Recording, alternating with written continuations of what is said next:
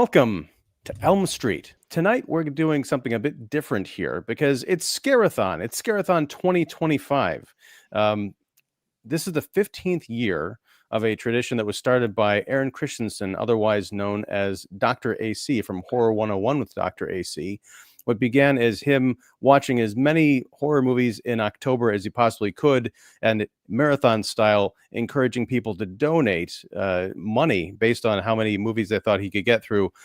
He would then donate the proceeds at the end of the month to a notable cause. And in the last decade and a half, he has raised over $50,000 for various organizations, which is pretty amazing. And I was fortunate enough to, yes, let's give some applause I'm going to do one-handed applause, and you'll see why in a second. No, it's not what you think, Brian. I'm excited to talk about the movie tonight, but not that excited. Super excited. Yeah. But no, so a few years ago, AC and I were talking about, our love of horror movies and watching a lot of films. So I kind of jumped aboard the Scare-a-thon bandwagon, and we've done, shows together. And we had a live stream that was supposed to be live last week, but unfortunately technical difficulties prevented us from doing that. But I was able to put up the episode yesterday. It's a double feature of Scream and Monster A Go-Go, looking at some terrifyingly funny movies, or just terrifyingly awful, depending on your point of view. So you can watch that now. But tonight, we're benefiting the International Rescue Committee, which benefits people and families in need all over the world in terms of handling various disasters and getting relief to people as they need it. So all super chats from tonight's live stream are going to go to that organization, in addition to my regular contributions to Scare-a-thon every year. Cheers. So if you want to learn how... Yes, cheers indeed. Thank you. If you want to learn how you can get involved with AC's Scare-a-thon campaign for IRC this year, there's a link down in the description. But if you want to get involved right now, you can donate via Super Chat. And we'll talk about whatever you want to talk about. Tonight, we're talking about A Nightmare on Elm Street.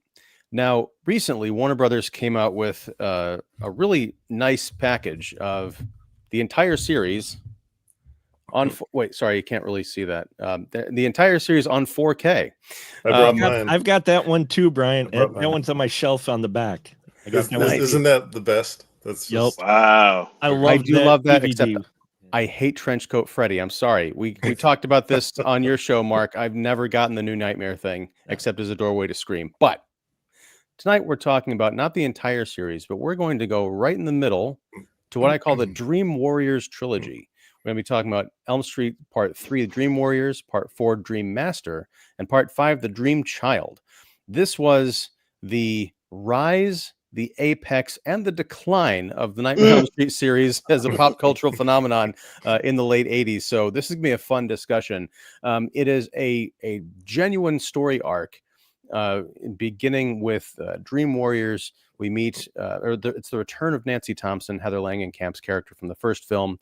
We meet Kirsten, or Kristen. Her name is pronounced differently all throughout the series. Parker, who is a troubled teen who joins a number of other troubled teens in a psychiatric hospital. They're all there kind of on suicide watch.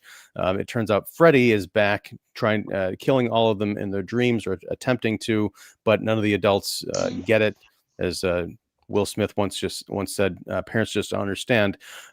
So Kristen has an ability to pull other people into her dreams or nightmares to try and defeat Freddy. That carries on through the Dream Master, where there's a new group of kids, and her going back to high school and passing that on to another classmate named Alice, because Kristen and her ilk were the last of the Elm Street children. So how does Freddy keep going? He's got to recruit new teens via this vessel. That works out until it doesn't, which brings us to Part 5, The Dream Child. Alice and her boyfriend, Dan. By the way, full spoilers if folks haven't seen this series. Alice and Dan, they're expecting. And because infants spend 70 to 90% of their in utero time dreaming, the dream child, the baby, is the one who's bringing people into the Freddy's nightmares and resurrecting him. And Freddy is, again, trying to be reborn into our world. So that's the high-level synopsis of this kind of middle trilogy. It sort of mirrors the Tommy Jarvis trilogy from the Friday the 13th series, which was also hot around this time. But yeah, I'm excited to get into all of this. It was great revisiting all of these films. I grew up with Elm Street. This glove that I just teased. I dug this out of a bin. This is from when I was 10 years old in 1987. My Freddy glove. Loved it. Nice. Yes, and it got a little bit of wear on it too, and blood. No, fake blood. Anyhow, we are Earth's Mightiest Critics, and we're here to discuss Dream Warriors Trilogy. I am Ian Simmons of Kicking the Seat. We have Mark the Movie Man Krawcheck of Special Mark Productions. We have David Fowley of Keeping It Real. And we have Brian Martinez of The Giallo Room. How come our names aren't showing? Because I didn't put that up. Look, today's been I didn't a know who I nightmare. was. Huh? Well, that's why I you could introduced be anyone. You could be anyone you want to be. I just want to say, yeah, I always see like this show in particular, world's what do you guys call it again? Earth's Mightiest Critics, sir. Mightiest Critics. And I'm always like, man, how do I get on that team? That like super It just so happens. So here I snuck in the back door. So Yeah. Hey, we're not going to talk about that, Mark. Remember? That's right. No, PG-13. I forgot. Well, David, I'm going to make your dreams come true with a click of a button. Literally. Hey, look. Ooh, there I am. Yes. Look at that. All right. So we're going to do a high level discussion about how we kind of came to Elm Street. And I mean, like, very high level. A couple of minutes, we're going to go around the table and talk about, like, did we love these films as kids? Do we watch it at way too young an age, as with most 80s horror? Do we come to the series later in life? Do we like Nightmare on Elm Street, or do we just come onto this panel to throw a shade at the fans? No wrong answers here. But yeah, I guess I'll kick things off as the host. I watched these movies, some of them when I was way too young, and my parents quickly discovered that they were giving me nightmares, so they put a moratorium on all horror films until Halloween night 1987, when my mother and I rented A Nightmare on Elm Street, and we watched it. And during the bed scene with Tina, I had a jump scare. It freaked me out, and I bumped the VCR control, which immediately turned off the television and made both my mother and I scream. But that was the beginning of a bonding moment, because for the next several years, we became horror movie fanatics. We couldn't get enough of slashers and crazy, bloody, violent movies. So it was the beginning of something magical. Yes. And I, of course, my first Elm Street in the theater was The Dream Master. Loved that film. I was a big kind of Rennie Harlan guy. I loved what the Screaming Mad George and the effects team did on that movie. It was kind of a game changer for what I thought horror and horror fantasy could be. But yeah, not so much in love with the movies after that. And yeah, Elm Street hasn't been around for a while. I'm kind of hoping for a resurgence, but after what happened in 2010 with that Jackie Earle Haley nonsense, I'm not exactly in a rush. So, Brian, as our sort of unofficial Earth's Mightiest Critic, our soon-to-be inductee, maybe? Yes. How did you come to Elm Street? I'm stoked just to be here. So, but yeah, like similar story to you, I would say. Like, I remember actually catching this on HBO, the first one, and the next day, my mom found me sleeping on the couch because I didn't want to go upstairs, and I just wanted to like stay right. Like I passed out, and so she was like, "What's going on?" Like, and it ended up being like, "Oh, Mom, like I found this movie and I freaking loved it, but I was scared and da da da." So we ended up going to watch the second one in the theater. So that's like my first nightmare movie, like in the theater or whatever, which was like crazy because, you know, you're a kid and you're watching it, and that one starts off with the school bus thing and all that. So it's like, I think it further cemented my, okay, actually, no, it still made me like super hyped on the movie. I wasn't cemented until Dream Warriors came out. That's the movie where I was like, holy, I was just gonna but no, I was like super stoked on it, and from there it was like a huge Freddy fanatic. I actually wanted to wear like a Nightmare on Elm Street shirt or whatever, but it turns out like I don't think I ever got like a Freddy shirt or whatever, but I did have the glove at some point. So like very similar to you in terms of just like being blown away, but my like being blown away was Dream Warriors. That one is like, you know, for me, the epitome of like what 80s horror can be and look like, and like just the stuff that they do with special effects in that movie just blew my mind at the time, and still do. Like just rewatching the movies for this show, I was like, man, like that movie is just like on a whole different level, you know. Yeah. So from there on, like, you know, I was the guy watching Freddy's Nightmares at night, and I just couldn't get enough Freddy.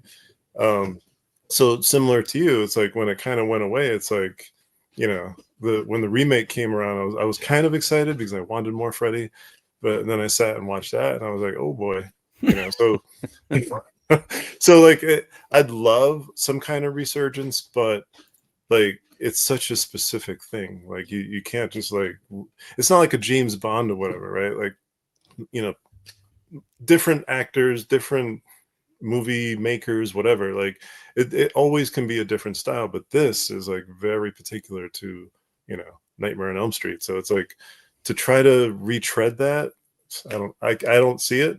I'm hopeful, but you know, you never know. I'd love to do like see an Freddy AI go Freddy. up against Jaws from Moonraker. That would be amazing. That would be cool. All right, Mr. Fowley, let's hear about your experience with Freddy. Well, it was 1987. I was a freshman in high school, and almost every weekend, what that meant is we were going to somebody's house to watch at least 2 movies that we rented from the local video store. And I just remember that I forget whose house we were at, but I just remember that I became more enthralled by the movie that was playing in the VCR than, you know, the company that was surrounding me, and I was just like, this is nuts and crazy and silly and stupid, and I love it. And which one was it? I think that was Dream Warriors. So okay. by then, yeah. So that came out in what, February of '87, and I think yeah. So it might have been my sophomore year, because back then it took a while for movies to come out. It wasn't 17 days from theatrical to home video. Yeah, right. No. Like 17 months. And so what I got a kick out of, and honestly, I really enjoyed rewatching these, is because watching 3, 4, and 5, I feel like, you know, when I watched them was usually, like I said, at somebody's house on, you know, rented tape. It was usually, they all like kind of blended together, you know, like, oh, which one's this? And that's the one that Patricia Arquette's not in, you know, and all these things. Oh, there's Zsa Zsa Gabor. But watching it again now, if it's nice to be able to like kind of discern, okay, this is that, and this is, and of course seeing, you know, the directors who made these 3 is just, it's crazy. Yeah. And some of the actors, you know, showing up here and there, you know, you consider now what they've been in before and after. It's very interesting. But what I enjoyed back then with these 3 movies is, I think you'll agree that, you know, I think Robert Englund is probably having his most fun with this. Oh yeah, during these 3 movies. Yeah. And it's fun for the viewer to really kind of, you know, gauge how much fun Robert Englund's having. Right. You know, because he makes all this stuff like really obviously come to life, and you know, become this absurdity that of entertainment that it is. And you know, obviously the first one's a classic, and I do prefer more of, you know, straight, you know, non-humor Freddy, but I do love the humor Freddy, and him just being like totally ridiculous. I think probably he had just as many one-liners as any Schwarzenegger or Stallone action movie, you know. So if not more, if not more, it's amazing. It's like, oh wow. yeah, the I don't know how you keep a motorcycle straight face. Well, I mean, the motorcycle scene in part 5, He read Oh, it. geez. It's just like they were like, which one do we use? Just use them all. Yeah. Yeah.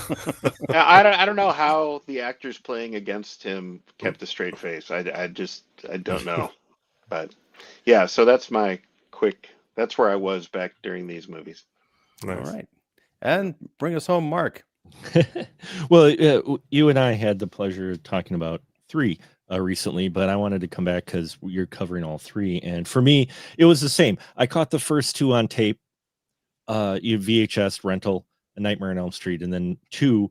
And when I was young, I didn't understand 2. Have a far more appreciation for it now. While it's not still like up there for me, I appreciate it quite more what they're doing. Just like Halloween 3. When I first saw Halloween 3, I didn't quite care for it. Now, being an old man who yells at clouds, I appreciate Halloween 3 more for what they were trying to do. I get it now. While I may not fully enjoy it, I still get it.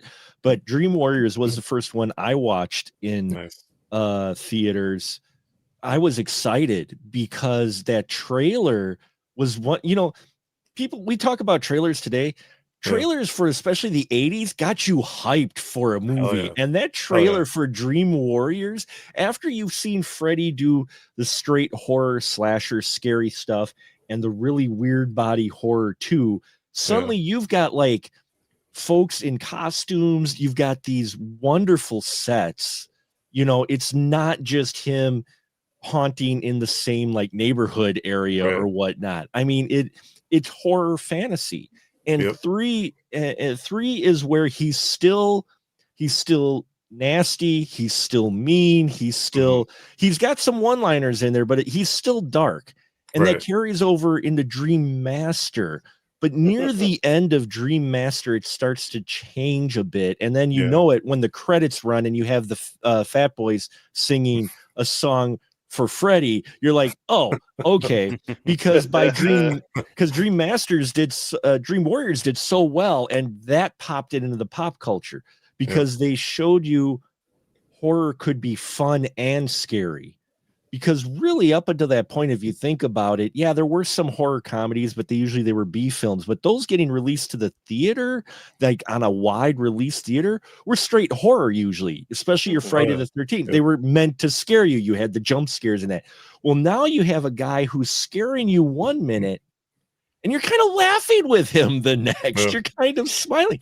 He kills someone, but kind of in a interesting way to where it's not just a single death. And it's like that carries over to Dream Master where he's still pretty nasty and slimy and then you get into Dream Child, and by then you have pop culture Freddy and Dream Child. And not a bad thing. It only gets worse in the following one where he's like got the game glove, the power glove, the power glove. Oh boy, great graphics. Which I think was I think that was already dead by the time that it was literally dead. But these 3 films, I think, not only opened up to the audience, but even to filmmakers on what you could do with horror. And I loved this trilogy, even Dream Child.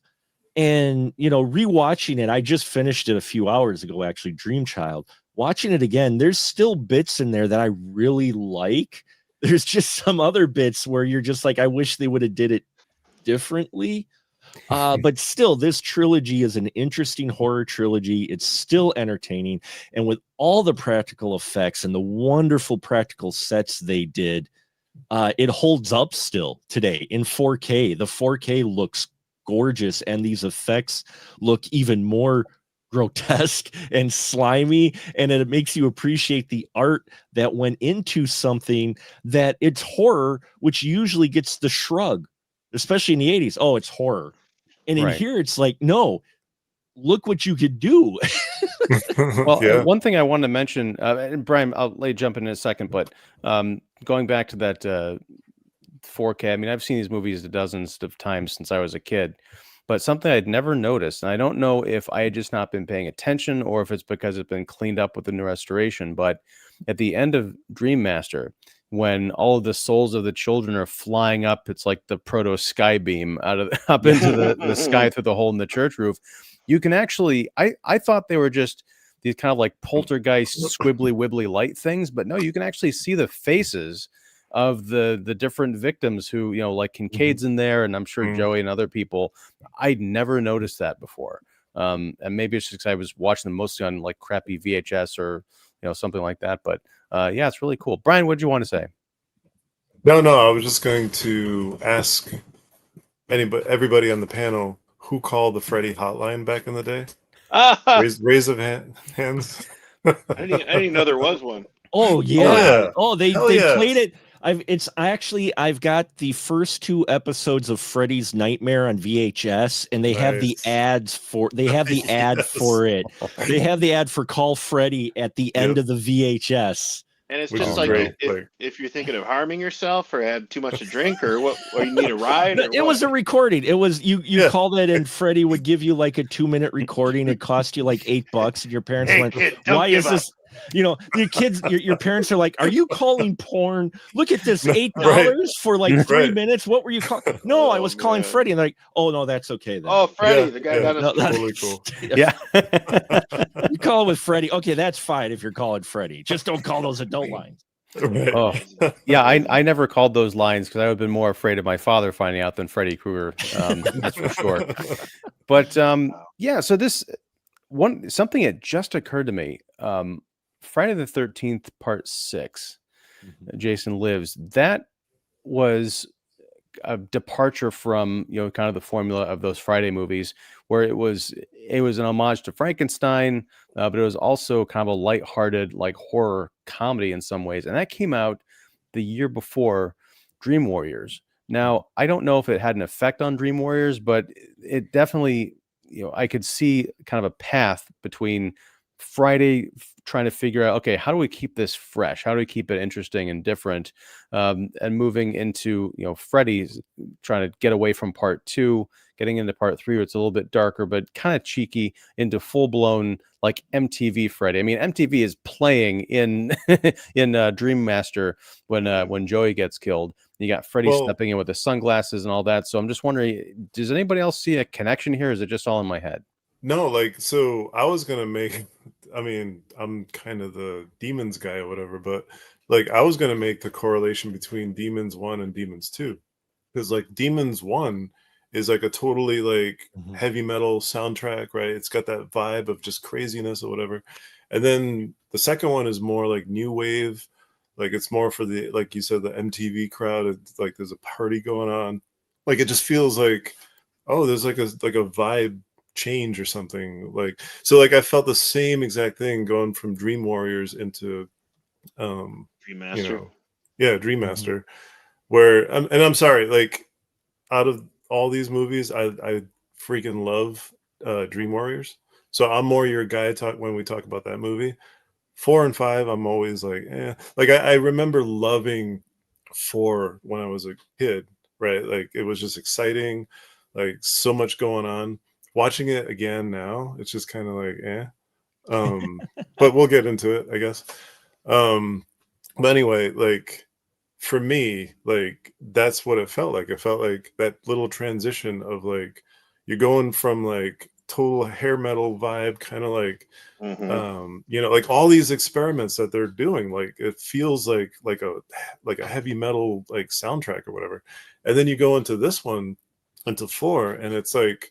Blondie. There's still, right. Like, Idol. You're getting like more of that kind of stuff, but it's also matching that kind of vibe too. Like that, I don't even know what to call it, but that there was the Blondie song on the soundtrack for Part 4, "Rip Her to Shreds." That's a great soundtrack, by the way. But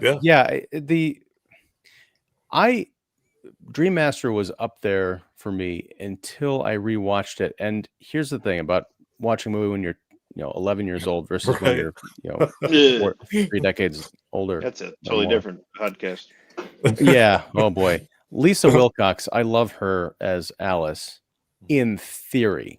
In practice, I didn't realize how rough her acting was in the beginning of Dream Master. And it's strange because when the Kristen Parker character played in Part 4 by Tuesday Night, when she dies and she gives Alice, she transfers her power of bringing people into the dream world to Alice.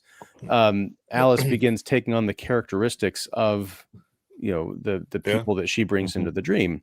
And I think one of those powers is the ability to be a better actor, because there's a noticeable shift after that moment in terms of like her performance, and then it all kind of gets flushed down the toilet in part 5. But I think part of that is the script, where she's a lot more like, her character is reduced to running around asylum rooms yelling, let's go, Krueger, I'm here, come get me, or whatever. Like, it's just no.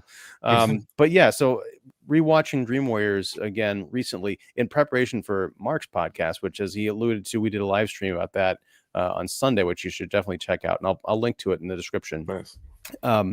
That is sort of the apex of beautiful production design, solid acting, a really kind of layered story.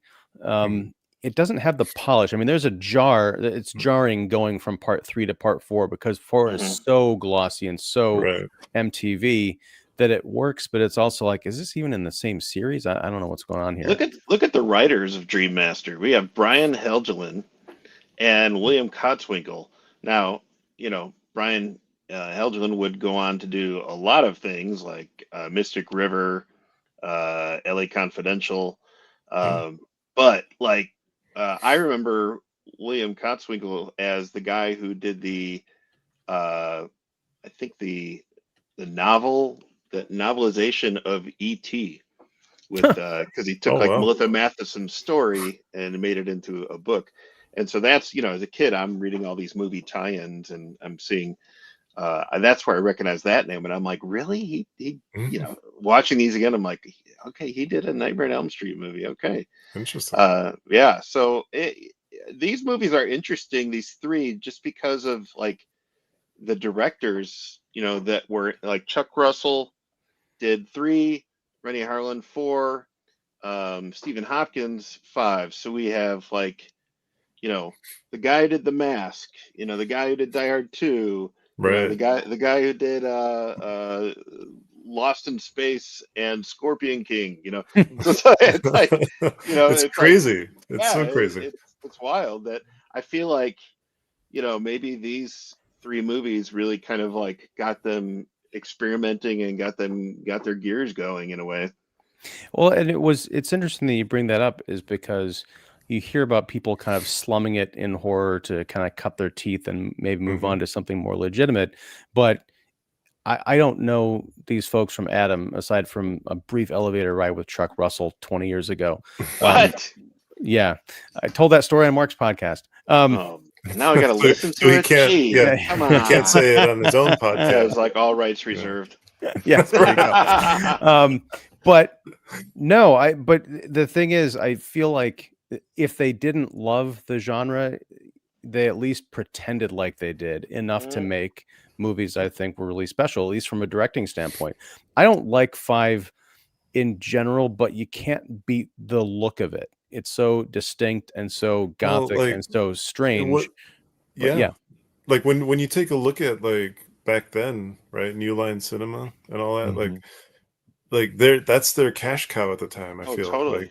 like they were making so much money. So like after Dream Warriors, it was almost like I read somewhere where 4 wasn't even like, it was kind of done on the fly or something. Yeah, right? they were released back to back, basically. Like they didn't 87, 88. Yeah, they didn't really have a plan initially. 3 wasn't even going to be happy because Wes was like, I'm done.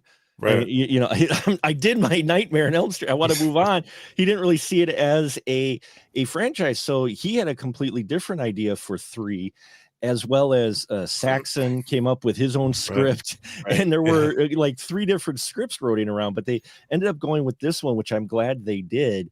But they didn't quite have a plan for a Dream Master yet until 3. They were doing 3 and they're like, hey, we got something here. And then they moved into 4 and pushed that production through.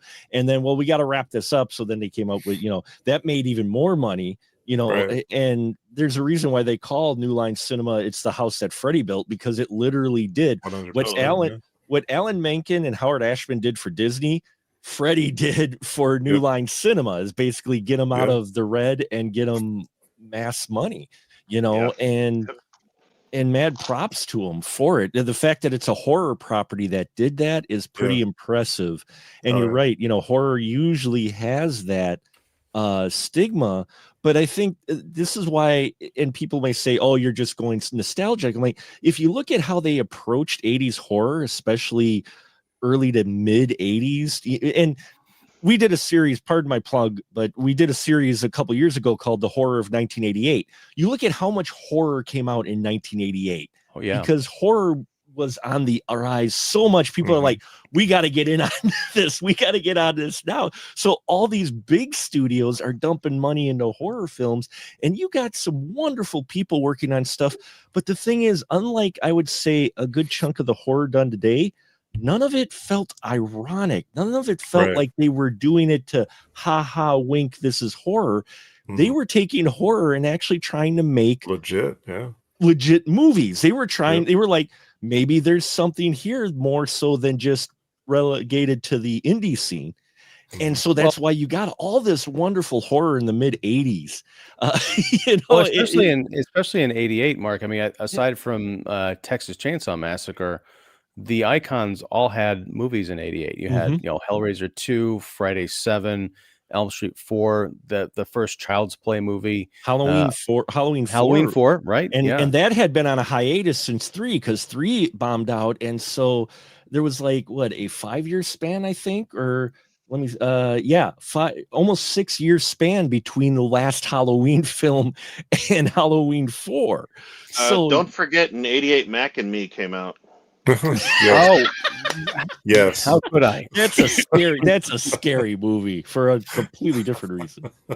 Well, it's funny we're talking about David, you mentioned how these were kind of rushed. I think it was famously like just under a year between parts 4 and 5, which is great. That it's amazing that they pulled off the movie from a technical level, but I think it also kind of didn't help with the overexposure of, you know, Freddy as a pop cultural icon. I mean, to say it was a flash in the pan, but it's ironic too, because in 1989, the end of that movie involved Freddy facing off against the ghost of his nun mother in kind of like this eternal struggle, and they kind of get shunted off into this chasm where they're going to like wrestle with each other till eternity. That same summer, Star Trek V, The Final Frontier, came out, which ended with Cybok wrestling the space devil for eternity. Both movies flopped, and both movies led to a hiatus. It'd be another 2 years until their next installments. Both part 6s came out in 1991. But only one of those had Nichelle Nichols doing a sexy dance under true. the desert moon. I missed that part in Dream Child. What was it? Sorry. No, the only good thing about The Rush is that they basically, for this horror trilogy, use the same sets, so it helped keeping a consistent look. One of the things I noticed watching these back to back and revisiting 3, 4, and 5 is how it's a very consistent, cohesive look between all 3 films.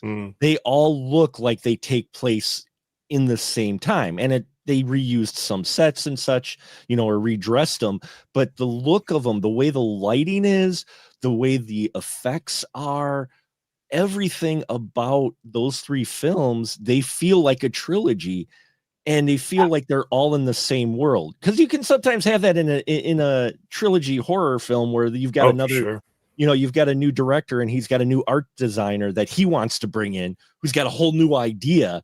And in this one, all 3 films, if you look at them, they all visually have the similar aesthetic. And I love that. I think Freddy's makeup too, like adds to that. You know what I mean? Because like you said, like his makeup could be severely different. But here's the thing: it is 3 and 4 is pretty consistent. Right. But when you get to 5, you've got this kind of a concept. I don't even count Freddy. 5. I don't. Well, count 5, but we are talking about in the trilogy, so. But it's when it's like the old man Freddy. It's not as detailed. I mean, there's a shot where there's a close up. I think it's where Freddy sees his mom, and he's like, and it kind of closes up. There's so little detail in the makeup that almost his face looks almost like it's unscarred. And what's your I was favorite not a fan of Freddy? that. Which one is your favorite Freddy out of all the movies? Aesthetically, Yeah, just like The way he he's like a looks. good looking Freddy. 3. Yeah, I Mhm. think 3. Three. Freddy. Freddy. And there's I- even some yeah. differentiation in there, and we kind of talked about this, Mark, the other night. You've got the really crispy Freddy, and especially when he shows up with Joey and the tongues. Mhm. But then when he shows up in that hallway with Will and the whole Wizard Yeah. Master sequence, he's mostly in shadow, but you can tell he's got that glistening kind of wetness, and even the sort of the bulbous hook nose that he had in part 2. So he Yeah. looked more like Kevin Yeager, and I think they worked together on that, Mhm. or he was part of that team for 3. So yeah, he changes, but I think part 3 just has kind of the best of all Freddy's in there, and the worst like, I I- maintain I- is New Nightmare. My favorite is 2 because I think he just looks so evil in that. Like, Oh, he even his does. eyes and everything. Yeah. Like, he just looks crazy in that movie. But like 3, I think that's what I remember Freddy best as. You know, Mhm. Yeah, like that version of him. it's funny because like 3 is sort of our collective psychic flashpoint for this series, sort of our kind of gateway into, I guess we were discovering Freddy in a major way the same time that a lot of other people were, which is great. We have less and less of these kind of shared pop cultural moments now, I think, because there's so much of everything out there all the time. Well, Dream Warriors, I think, is one of the first ones that you took a popular slasher and it was accessible for more people when they watched it, because just the way the story is and everything, it's more than just guy running through the woods killing people or guy running through your dreams just killing people. I mean, there's stories here. You have a group of people, which if you think about it, a group of people who are standing up against the bad guy versus a lot of the other slashers leading up to this, which were people were picked off one by one and just, no one really could stand up to him. Still the final girl. And even then the final girl sometimes lucked out of winning, let's face it, sometimes. But in this one, it's a completely different approach. Dream Warriors is to horror. And I think it's what helped bring horror really to the forefront for a while, because it's like, oh yeah, this is more than just crazy guy killing people. Well, and I think also, especially with Dream Warriors, when you're a kid, you're mostly focused on the kills and the kind of the scares and things. But watching it as an adult, and this again might just be a factor of aging. How could it not be? You realize how adult that movie is. I mean, you've got Nancy coming back, and it's strange because she has that kind of streak of gray hair, all like Rogue style. But as a kid, I'm like, oh, she's probably like 30 years old. She's coming back to help these kids. Like, no, she's 21. It's been like 4 or 5 years since the last movie. So, and she's in, grad school or something. And she's kind of interning at this hospital, but so she understands these kids that she's trying to help, but she's also working with the adults who don't quite understand. And a lot of the movie is, Neil, the head shrinker guy who's trying to get through to the teenagers, working with Nancy, working with the hospital staff, and then Officer Thompson to try and figure this out and bring down Freddy. It's not just all about the kids. It's a kind of a perfect balance. And they're also really smart kids. Like their biggest problem is the kind of the human weaknesses of addiction and also hubris. Physical I love the fact limitations, right. I mean, it's the at the end when they decide to go into the dream to pursue Freddy and like take the battle to him. They are kind of picked off one by one because they get separated. But again, each of the deaths is very unique. You've got the Wizard Master scene. You've got Taryn in the alley with the needles. The puppet scene. The puppets. That's so good. That It's affected like- me in a way that it had never done before watching it. Yeah. Now I don't know what it is, but that was rough. Ugh. And then like each of like the side characters too, like the ones that don't make it as far, like they still bring something to the table. They bring that kind of like performance where it's like they're memorable, And I think that's, for me, that's the difference with the rest of the movies is like I was struggling to remember the Kung Fu dude until I saw the Sho Kasugi poster, and I was like, oh yeah, I remember that. Like that's from my childhood. But like Dream Warriors for me, like all the deaths are so memorable. Like even like, you know, and it's weird. It's crazy when you consider like, imagine walking in and seeing a girl with her face in the TV that's on the wall. You know what I mean? Like, how would you explain that, first of all? You know what I mean? But like, you go with it because it's such a well-made movie. It's really like all the performances are great. So it's like when she like, you know, gets killed, I miss her. You know, like I miss, like, I felt like the dude that like got killed, you know, with the puppet or whatever. I felt like he was a super interesting character, and like, man, why did they kill him so quick? You know. Well, and to that all the point, performances are like that.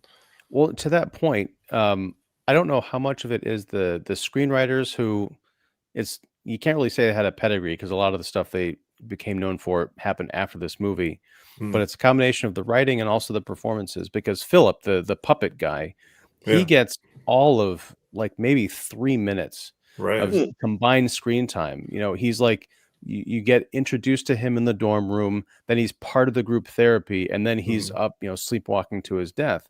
But Bradley Gregg, I think, was the actor. I'd only seen him in Stand By Me as one of Ace Merrill's thugs a couple of years before.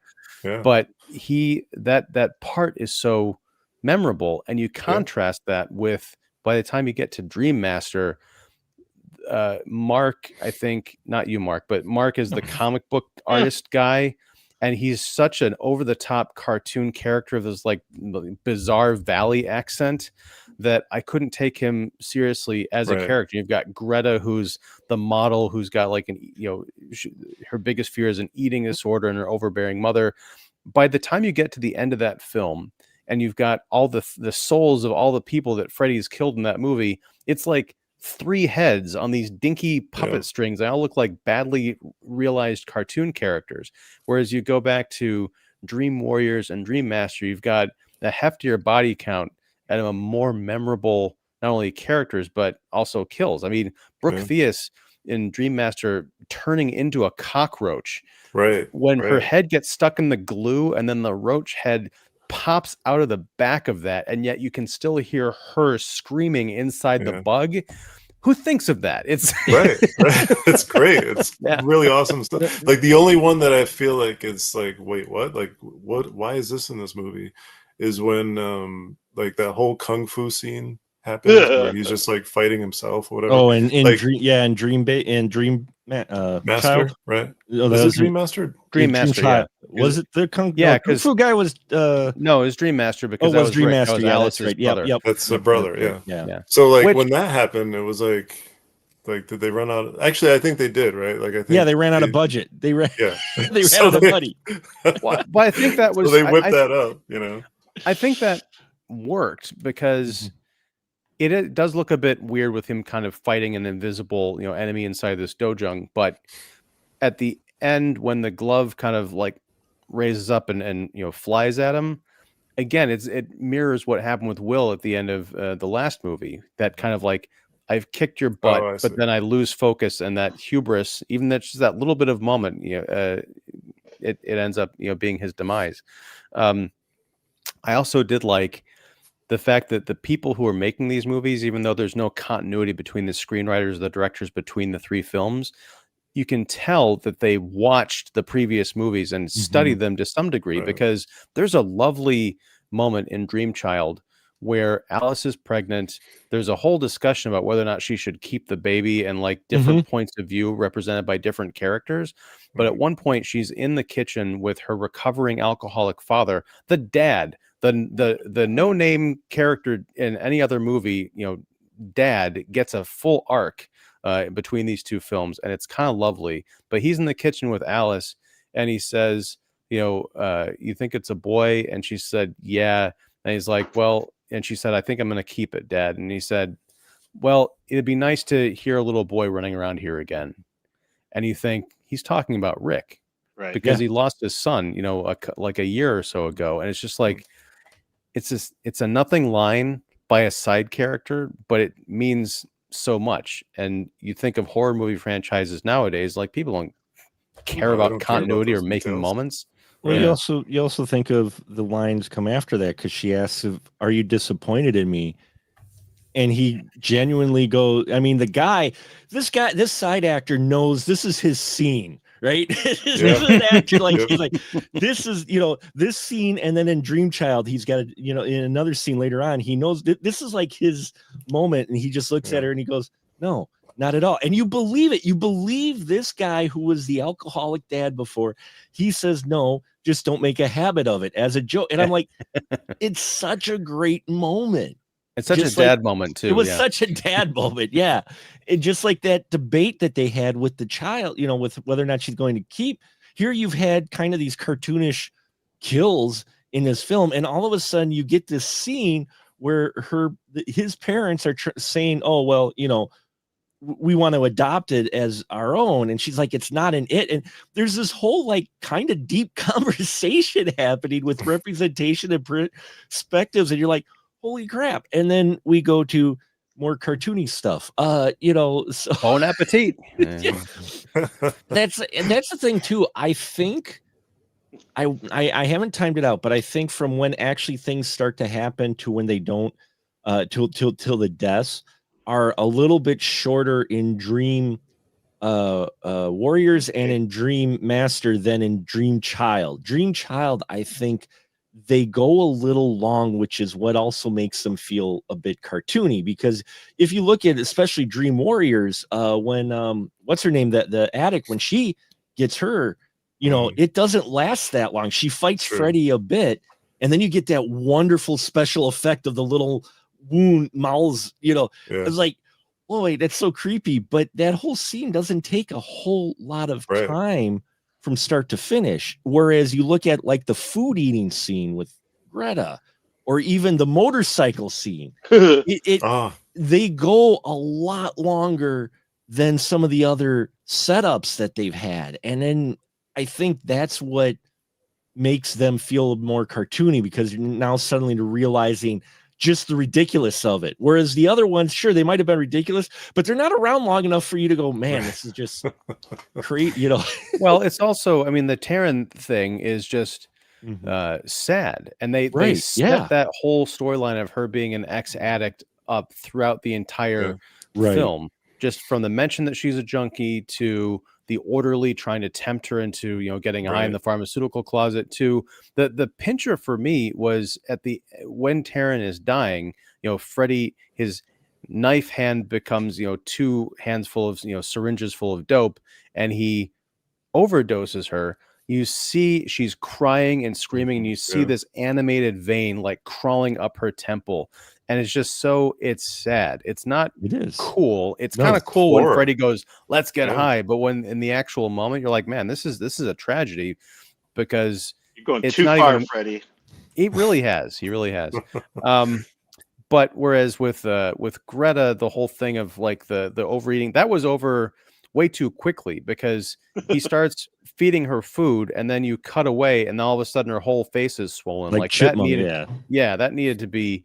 And I think there was a talk of a cut scene or something where he actually started feeding her own entrails back. It's the uncut scene. If you look at the uncut version, because I watched the uncut version today, I didn't see that.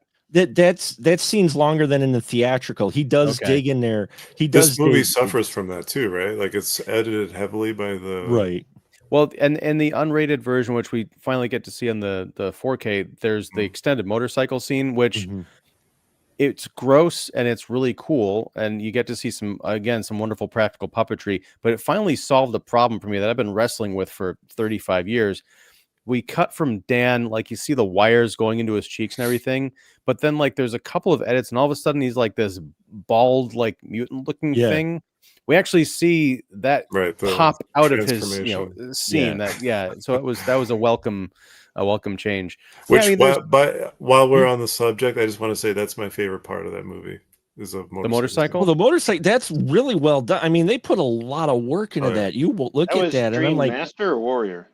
That's Child. No, that's Dream Child. At the beginning. Yeah, when the motorcycle scene's probably the most memorable, because it feels like the most intricate work too. When you look at that whole sequence, like I will say, watching that movie for this, like I felt very compelled to just hit the stop button right after the motorcycle scene. You know? I would not. But I would not have blamed you. No. Well, you Um, know, here, if you don't mind me just saying that, I think part of the problem with this, the flaw in this trilogy, is it loses the original theme that was in the first one Yes. and in the third one, which is the kids paying for the crimes of their parents, for the sins of their parents, and them dealing with that, and the fact that that wonderful 80s theme of parents just don't understand. They don't listen to their teens. They just want you to go outside till it's 10 o'clock or dark. Don't come bother me type of deal. And those are the two themes that you've got in 1 and in 3. In 4, it's kind of there, but it's kind of lost because now you've gone into the whole Dream Master thing. You got rid of your original Elm Street kids. There are no more halfway through that film. Well, now you've got this one person carrying on. So you do still have that connection with their power. But when you get to Dream Child, now you're just like, oh, well, now he's become a basic killer where he's just trying to suck soul, use her to suck souls in. And it just kind of loses that focus of what it was that I think kind of added that extra layer. He's always been a killer, I think. Right. Well, yeah. No, I mean, he's been a killer, but a murderer. But I mean, a theme though. Whereas in the Dream Warriors, like you were saying, Brian, that one, and we've mentioned here, there's layers there. It's about kids. It's about camaraderie. It's about the adults not listening to what's actually happening and going on. The truth, not listening to the kids, carries over a bit into Dream Master. But by Dream Child, you don't have any of that. They're not talking. They're barely talking to the parents unless it's about the pregnancy. But there's no talking to the parents and having the parents say, well, we don't believe you about Freddy. They barely ever find out about, it's, well, I mean, I think my biggest problem with Dream Child, there's a few, but Dream Warriors, they're in high school. They're troubled kids in this clinic. They're the last of the Larry Fishburne. With Larry Fishburne, yes. Who was like only 27 when this movie came out. It's crazy to think. But can we just talk about Craig Wasson for a second? Yes, body double. Because so that scene where he gets the shovel to the head or whatever and like gets dumped in the grave. I was like, man, they could do like a cut between Body Double and Dream Warriors. Because he's in a grave, Well, but I want to get back to this point. They're in high school. And in Dream Master, I thought was really interesting is Kristen goes back to high school and Kincaid and Joey are there.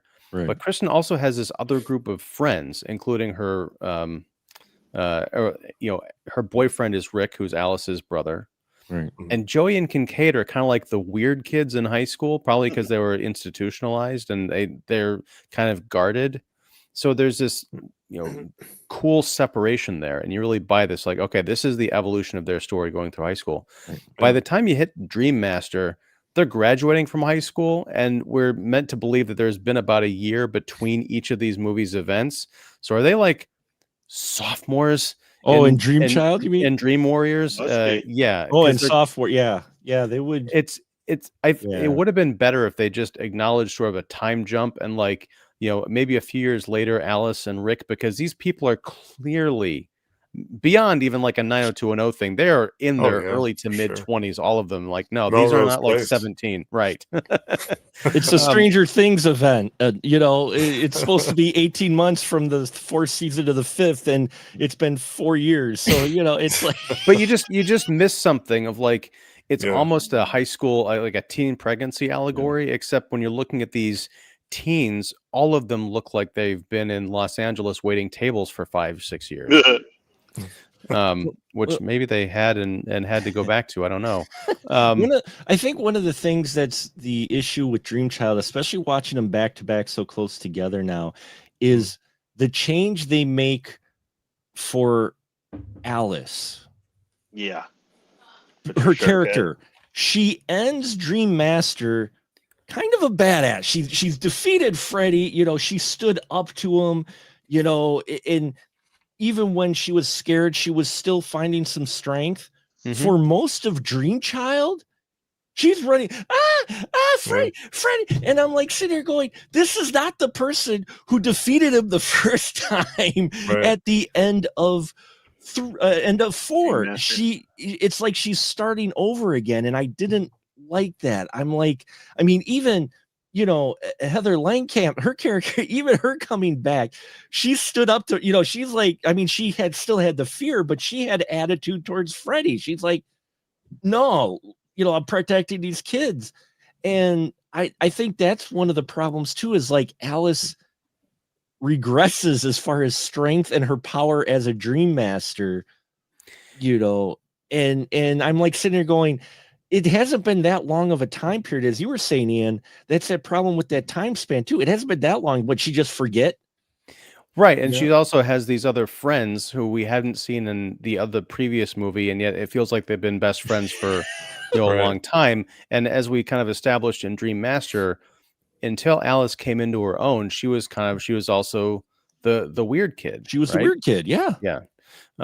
So yeah, it's just, it doesn't make sense from any kind of dynamic. Robert Englund's having fun, which I guess is okay, but I think one of the things that, you know, may have led to, even like subconsciously, this franchise kind of falling off, is they lost the heart and the brains behind this movie. There's a lot of brains and, you know, effort put into the production of Elm Street 5, but in terms of like the actual meaning and the story, I think there's a reason we're talking about Dream Warriors and Dream Master all these years later, and 5 is just like, oh yeah, they did a third one too.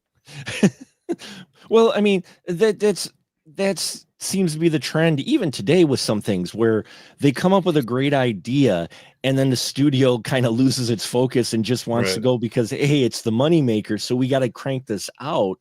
And this is kind of the start of that, at least with this, is that's what you've got. You start off with something interesting and then like, oh, this is a moneymaker, we got to keep rolling with it, but they haven't thought this out completely. And so you get this trilogy that started out wonderful because it made a lot of money, got into pop culture. We do 4, still does fairly well, and like, oh, we could just throw at anything, and then they come out with Dream Child. Oh yeah, because 4 was I think the most successful out of all of them. One other thing on the age and the time gap, Dan, before the motorcycle incident, he was actually in he had a nightmare where he was in his truck, and Freddy had the champagne bottle, which he had been given by his friends. And after he's dead, Alice is talking to her dad and the cops, I think. And she was like, the cops like, we found fragments of a champagne bottle at the wreckage. And Alice is like, Dan didn't drink. You know that. He was probably just bringing that to me. I'm like, you're like 18 years old. Like well, neither of them should be handling this alcohol.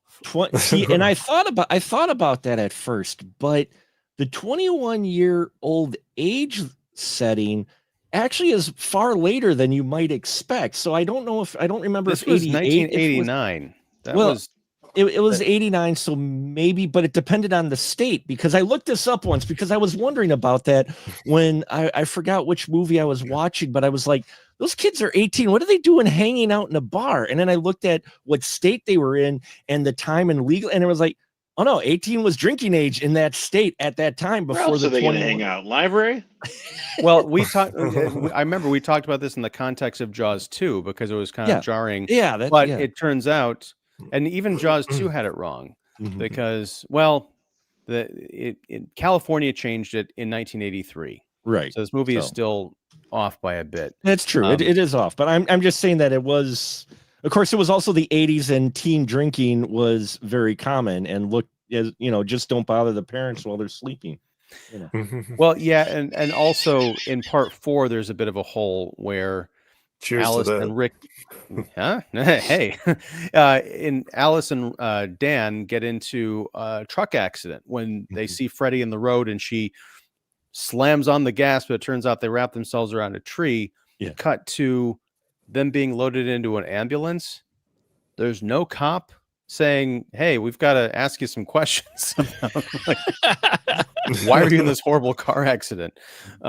It's maybe it's dream logic. I have no idea. I do remember in 1988 being completely, it was like the Gremlins 2 trick that they would do the next year with the time loop. and Alice and Dan kind of going off to try and save Deborah and Debbie, I think. Brooke Face's character, the weightlifter. Mm. They play that time loop over and over again. And in the theater, I remember people were getting antsy. This is me at 11 looking around like, is someone gonna get up and ask the projectionist if something has gone horribly wrong? But the moment Dan goes, I think this reminds me of something. I think we've been here before. That scene went longer than I expected. That time loop section in Dream Master went longer than I remember it being, because I thought it was only like third time or whatever. But I'm watching it; it's like fourth, it's like fifth. I'm like, no, when did they come to realize? They do the rule of 3, but they break it on 4. Oh, they break it on 4. Yeah. So that was it was great. Did you notice the name of the diner that Alice worked at? The Crave Inn. Yes, the Crave Inn. Yes. Nice. Also, the comic book Mark was drawing in part 5 was Nightmares from Hell, issue 13. There's all sorts of like fun Easter eggs in here. I loved all the comic books that were spread out like on his in his studio on his floor, because I'm like, yes, that's accurate. That came out. That was me. That's great. I will say, Ken Sagos, I think. Kincaid, his name. Yeah. I became friends with him on Facebook at one time, back when I was on Facebook, and we shared a lot of like messages with each other. And I'm like, at one point, I was sending him a Venezuelan recipe because he was interested. Like, I guess he saw one of my posts and he saw me making empanadas, so he was like, "Hey, can you like, send me over, like, how do you make those or whatever?" So I'm like typing or whatever, or whatever, however you mime typing these days, and I'm in my head, I'm like, I am sending Kincaid a recipe to make empanadas. Like, what the hell is going on right now? That's hilarious. But super cool dude. Like, really, there was a couple times we kind of lost touch or whatever, but around COVID, when that happened, he like reached out and he was like, "Hey, I was just checking this, make sure you're okay and stuff." Nice. I was like, man, what a cool dude, It's cool. When he was making the empanada recipes, do you think, because he obviously didn't know how to do it until you helped him out, do you think at some point he was in his kitchen saying, "Okay, it's time to stop guessing and start messing"? Wow. I'm happy you went with a very PG quote. From him. Well, he had. It's the only thing that I could repeat that he said in that movie. Wow. All right. Well, we'll come back for some final thoughts, but we have a boatload of comments, so we're going to breeze through these again. Sorry, folks. We do want to get to all the comments and everything. They come in throughout the show, but we get caught up in our conversation, so we're doing them here at the end. Slasher Fred, I love that the colors work out. So you've got the green square with the red kind of detail there. I think what makes Dream Warriors such a very amazing sequel is it's where the audiences were introduced to the Freddy that they know, because they saw him using his victims' weaknesses against them. Yep. The composer for Dream Warriors who previously did the score for Blue Velvet. Angela That movie Badalamenti. starred Hope That's Lang, awesome. who was in the second movie with Priscilla Pointer. Wow. Man. Yep. Do you know, in Dream Warriors, for the gorgeous nurse scene when the nurse is revealed to be Freddy, they were going to have Krueger's head on her body. Yeah. I remember, because I was reading up stuff on this, and then they were going to have Krueger's face, and then I guess it testified, and they're like, no. I'm glad they didn't, because that would have made my it would have been a nightmare. Really been an awkward, very different. That would have been an awkward PG-13 moment. The opening song, The Dream Master, is sung by Tuesday Night. Plays Kristen Parker, is such a very haunting song. And Freddy's Dead also has an opening song by the Goo Goo Dolls. Dang. Freddy's Dead is Goo Goo, so yeah. I haven't watched Freddy's Dead yet to revisit that. I'm kind of afraid to, but we got the 3D glasses, so that's fun. You did. The first one I saw theatrical was Dream Warriors. Says Indie Phantom. Loved it. Of course. Also had bought my first Fangoria the same week. Oh, nice. Still have it. Dude, I have that somewhere. Like, it's the one where I think like it's that classic pose where Freddy is like kind of reaching over Heather, right? Oh Yeah. yeah, that's a great one. If you ever Slasher Fred says if you ever watch the uncut version of the Dream Child, there's some extended Yep. versions of Dan and Greta's death scenes. Yep. The teaser trailer, which shows a child in a bedroom humming Freddy's rhyme when Freddy's claw popping out from a model house made from popsicle sticks. Such a great trailer. Yes, Again, trailers in the 80s were Yep. wonderful. They didn't tell you so everything. good. Yeah, they didn't tell you anything in terms of that, except there's a new Elm Street movie coming out. It's going to have a popsicle stick house. The character of Elizabeth Sims in Dream Warriors has a lot of similarities to Nurse Ratched from One Flew Over the Cuckoo's Nest, both being by the book characters. Yes, and we talked about that on Mark's We did spoiler actually show. mention Yes. that, yeah. Again, I gotta watch that. You do. Dream Warriors is when we get more of a backstory to Krueger. We learn he was born in a mental asylum and his mother Amanda had been Ard by the 100 inmates there. Yes. Mhm. The Dream Master, one of the most famous death scenes of the cockroach one. Yep. Yes. The Fat Boys Freddy rap. Are you ready for Freddy? Yes. Dream Master. Okay. Everyone talks about Dawkins from the Dream Warriors. It's a great song. And the video is on the new set, but no one ever gives credit to Vinnie Vincent Invasion. Love Kills, which has a great music video, by the way, a perfect incorporation of clips and hair rock, but also Are you ready for Freddy by the Fat Boys and Freddy Krueger rapping? I by heart I've got that. Sorry, if you don't mind me just dealing with songs, it's always funny because that's not the only Nightmare on Elm Street themed rap song to come out around that time. Fresh Prince and DJ Jazzy Jeff came out with a Nightmare on My Street. That's right. It's a wonderful film. It's on Spotify, the extended version, not just the radio version, but the extended version, which has something happened to DJ at the very end over the phone. It's really great. But they got the voice of Freddy on it.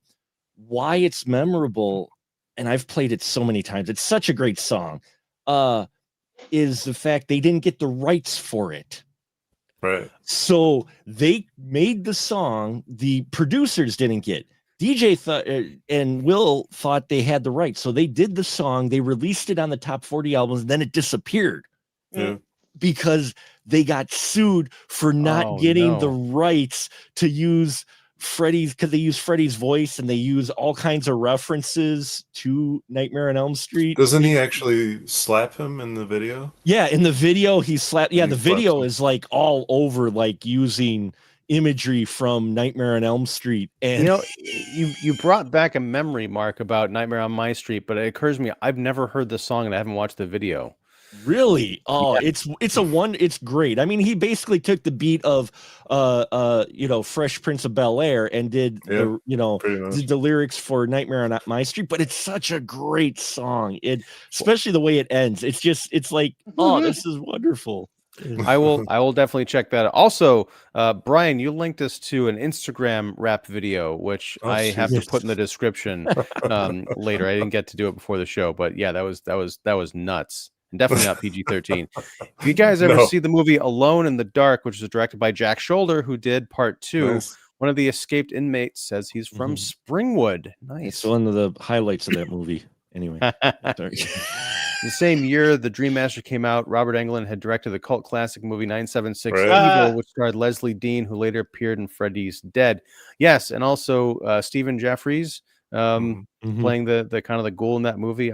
The only thing I remember of that film is when he says, "I want to enter with a pair of hearts," and he pulls out a couple of hearts. One of the great things about that film was the poster. That poster was wonderful. Yeah. Oh my God, so good. Dream Master came out the same year as the original Child's Play. Kevin Yeager had designed the Chucky doll, and he previously did Krueger's makeup in 2 to 4. I don't remember. I didn't know that he did the Chucky. Wow. Yeah.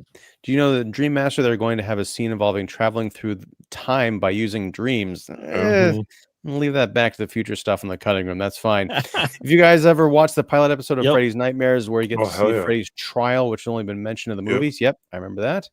And that also, just a bit of a note, if you've got the notoriously terrible Blu-ray set that came out 12 years ago, whatever, and you're thinking of selling it because you want to upgrade to the 4K, I would hold on to it, because that set has 2 episodes of Freddy's Nightmares on it, which did not get carried over to the 4K. And also, the new set does not have Love Kills or Are You Ready for Freddy on it, but it does have Dream Warriors, the song. I don't know what's going on there. Probably licensing. Yeah. Damn licensing. Mm. Petty. Hey guys, what a crossover. My favorite comment, by the way. Earth's Mightiest Critics versus Academia Giallo. It would be like Freddy versus Jason. There's no verses here. I'm sorry. We're all pals. Now, if Brian had come on here and said Freddy's terrible, demons all the way, you might be thinking it, but you haven't said it. Then we'd It have would a only problem. be verses if we turn this into a song. Yeah. Right. Actually, I was going to compare. That's such a Freddy line.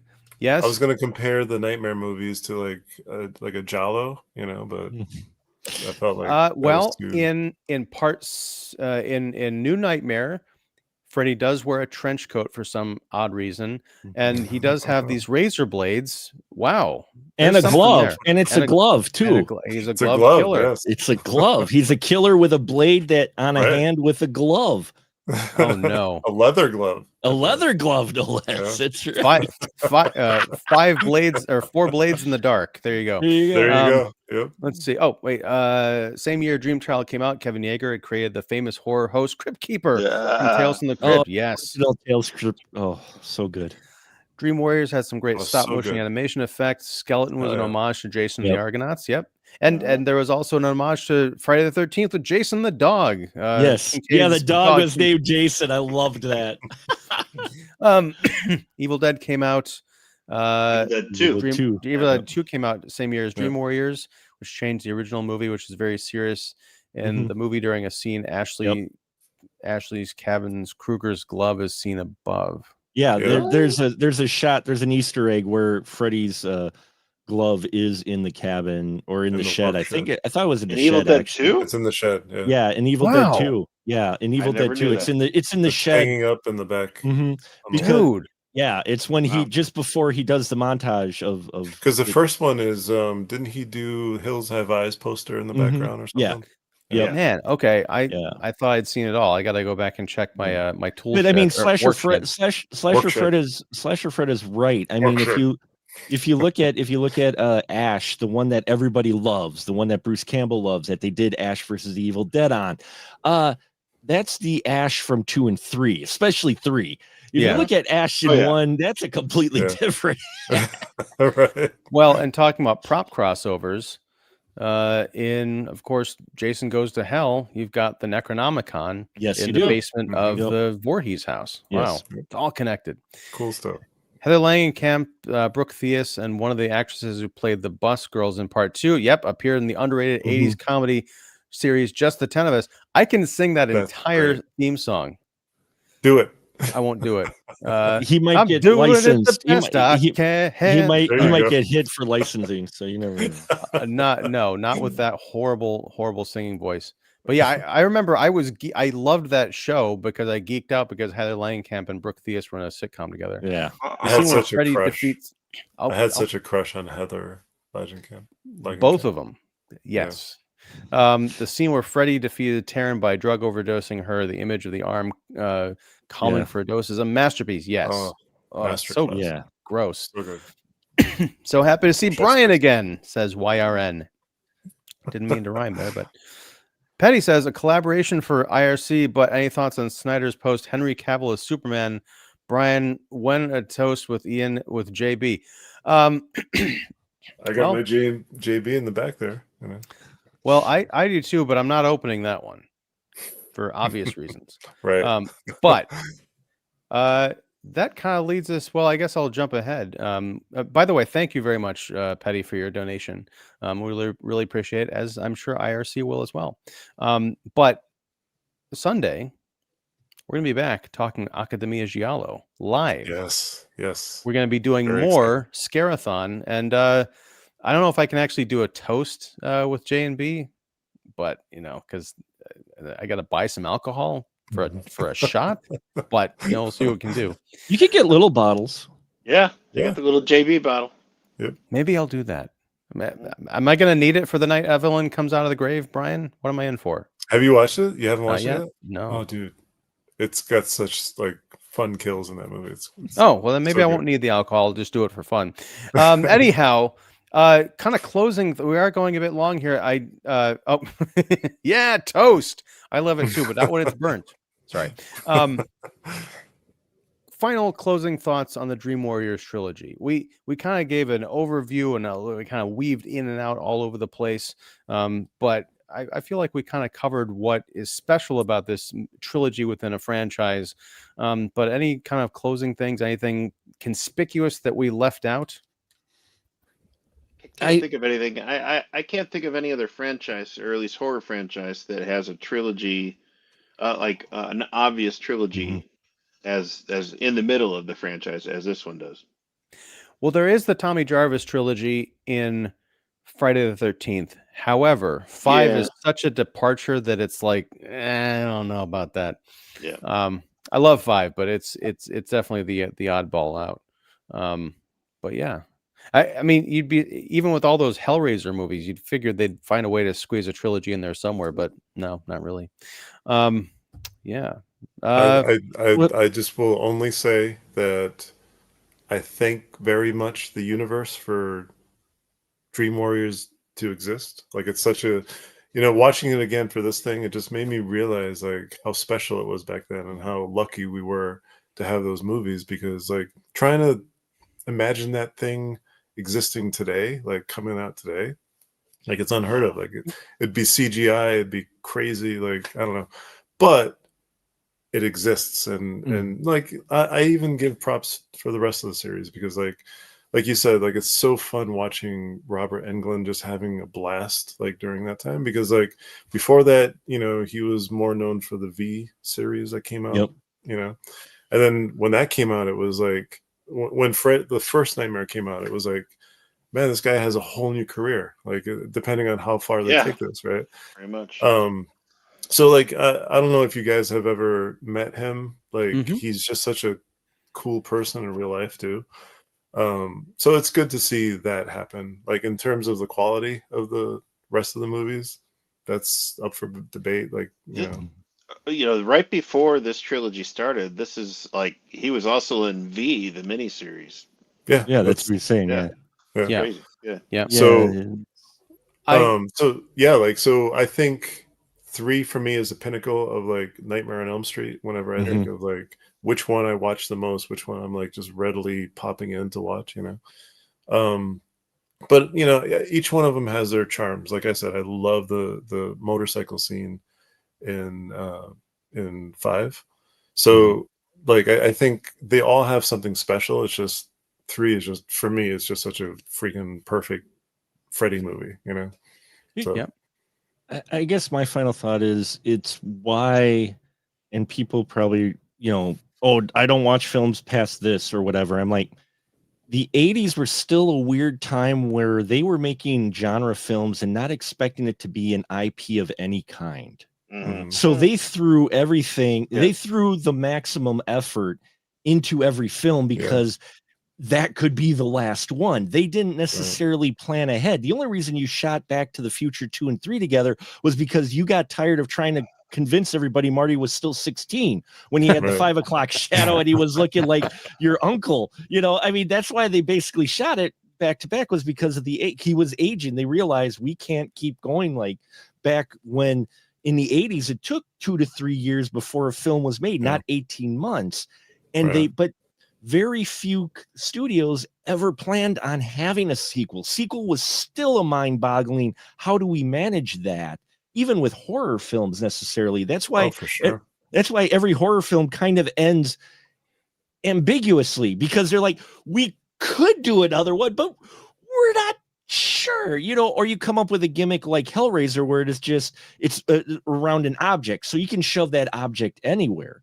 I mean, necessarily, but you know what I mean, in any setting, and people open it, and now you've got your characters again. Whereas nowadays, I mean, we saw it with weapons, one hit, everybody glommed onto a character. Oh, we got to do a prequel of that character. No, you don't. We're not going to relitigate weapons. No, but I'm just saying that for me, this trilogy, and especially films in the middle 80s, especially horror films, but just films in general, show you what studios were doing when they weren't quite sure yet they were going to actually be able to do a sequel. So they put as much effort as they could in each film because they weren't quite sure if it was going to be their last. Yeah. And I think that's there's more of that spirit that we could use, in modern filmmaking, I think, because, as I said, there's a lot of kind of this journeyman, if they're not journeyman directors, there's that kind of spirit, like, I'm just going to come in and do this thing and move on. Whereas, again, I don't know if the people who made this trilogy really cared about it, but they made me as an audience member believe that they did. And that goes a long way. Couple of more comments. You guys got to pick another classic giallo Ian hasn't seen for December. Yeah, I think I can't remember if we decided what that is yet, but yeah, it's got to be something.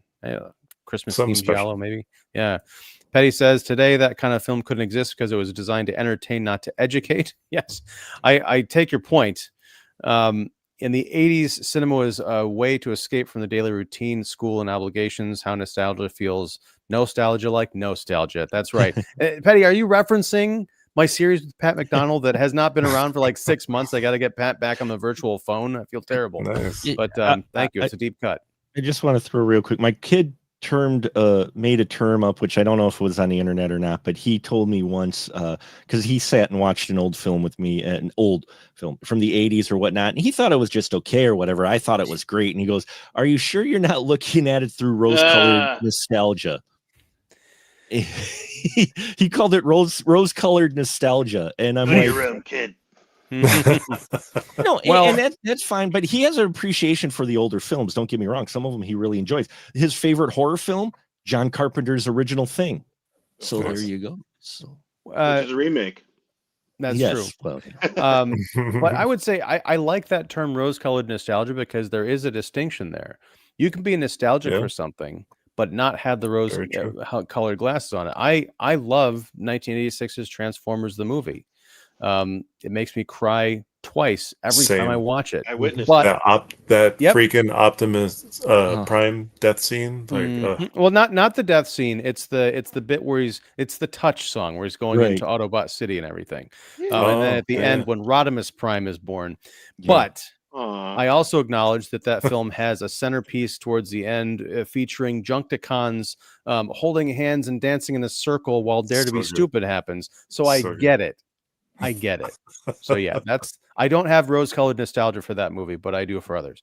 All right. Well, folks, I appreciate it. I just want to say how happy I am that Giallo was mentioned during this Freddy Krueger podcast. So well, I'm happy too. Keep Giallo alive. And the fact that we've established that Nightmare on Elm Street is officially a Giallo franchise. That opens up all sorts of doors. Anyway, he's got a red and yellow sweater. Yeah. You know? Oh my gosh. All right. We're going to get out of here. But before we do, I do want to thank my lovely and talented panel for watching these movies, doing the homework, and hanging out and talking about them. Also wanted to reiterate that we are donating all of the super chats from tonight's show to the International Rescue Committee. Cheers. Thank you, Petty. Yes, thank you very much, Betty. If you want to get involved after the live stream, the link will be down below. It goes to AC's blog where he talks more about his involvement with IRC and also a direct link to donate if you feel so moved. So we're going to be doing a couple more of these Scarathon shows. He's got a bunch of Scarathon episodes up on Horror 101 with Dr. AC. As I mentioned, this Sunday at 2 p.m. Central, you can watch Brian and I and the rest of the Academia Giallo faculty talking about the night Evelyn came out of the grave and possibly toasting mini J and B's. And then next Wednesday, we're going to close out spooky season live stream style here with a review of YouTuber, what am I, Rennie Arlen?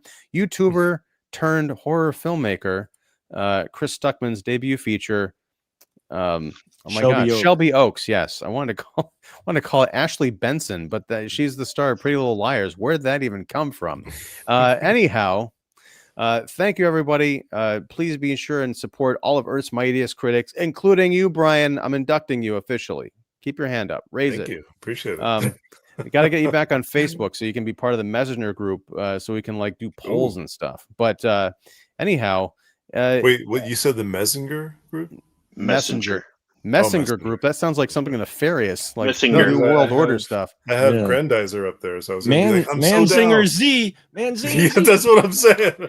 Hell yeah. You are referencing something that I do not get. Flew right over my head. Sorry. But I'll Nice. learn about it later, I'm sure. Anyway, support all of Earth's Mightiest critics. All of their information is down below.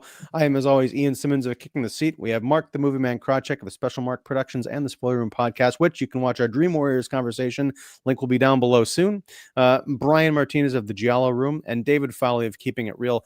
Thanks, everyone. Thank you for tuning in. Thank you for participating. And until next time, whenever that is, whatever that is, thank you very much. Take care. And, well, I was going to say welcome to prime time, but you're supposed to say that at the beginning of the stream. So I guess I and plus botched it's that. So. PG-13, right? Like, That began that a would be nightmare considered. on my street. No.